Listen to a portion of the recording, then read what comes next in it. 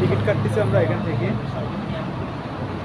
Ticket কাটতে হয় এখান থেকে। সেলিম ভাই টিকিট কাটতেছে, আমরা কেলের উদ্দেশ্যে রওনা হওয়ার জন্য। গাড়ি সাড়ে ছটায় আমরা কাটতেছি। এটা হলো মোয়ার বাস টার্মিনাল।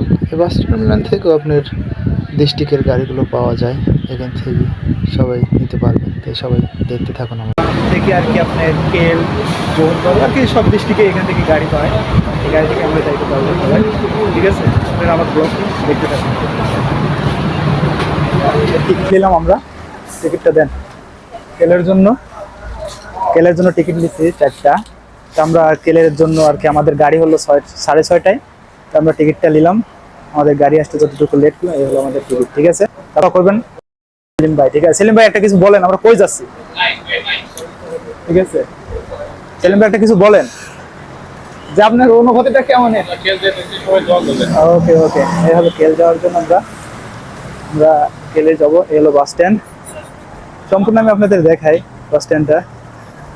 বর্তমানে মোয়ার বাস টার্মিনালে আছি। এখান থেকে 4টা টিকিট নিয়েছি, আর এই টিকিট থেকে নিয়ে আমরা কুয়ালালামপুরের উদ্দেশ্যে রওনা হব। Kuala Lumpur TVS bus terminal. আর হয়তো আমাদের গাড়িটা কিছু। আসসালামু আলাইকুম, আমরা এখন গাড়িতে উঠবো, ঠিক আছে? এই হলো আমাদের গাড়ি। আপনাদের আমি ব্লক টেস্ট এখান থেকে করবো চলে যাওয়ার জন্য। এগুলো আমার সাথে আছেন সবাই। কই আপনারা কই? সামনে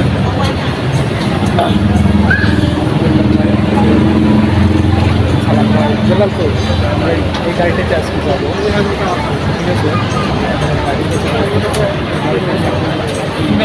যাবো তেল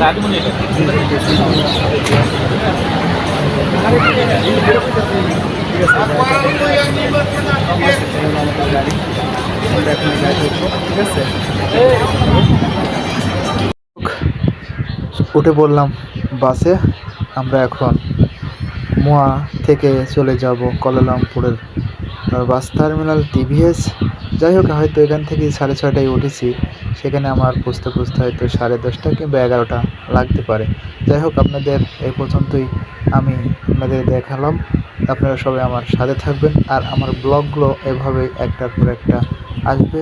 আপনারা সবাই ব্লগগুলো দেখার আমন্ত্রণ রইল।